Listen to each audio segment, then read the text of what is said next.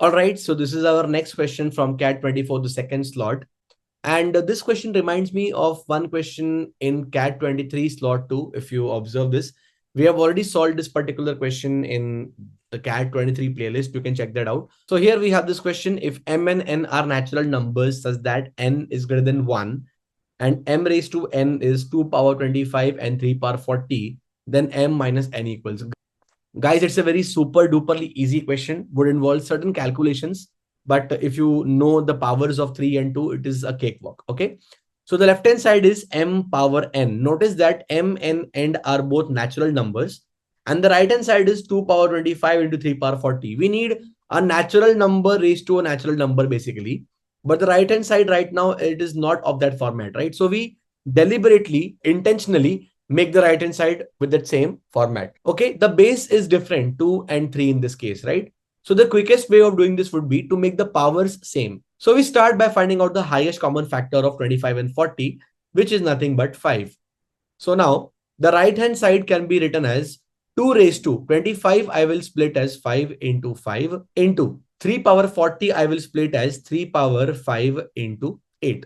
Now using the laws of indices, 2 raised to 5 into 5 will be 2 raised to 5, the whole thing raised to 5 into the next number 3 raised to 5 into 8 can be further written as 3 raised to 8 the whole raised to 5. This is our law of indices, which says a raised to m the whole raised to n is nothing but a raised to m into n. I am applying it reversely. So next, 2 raised to 5 is nothing but 32 raised to 5, and 3 raised to 8, if you know powers of 3, is nothing but 81 square. 81 square is 6561.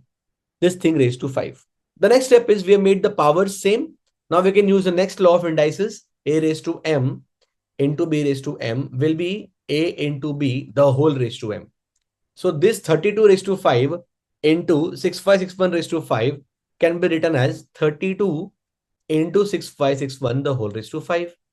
Bingo. We just need one step and we have our answer before our eyes. We need to multiply 32 and 6561.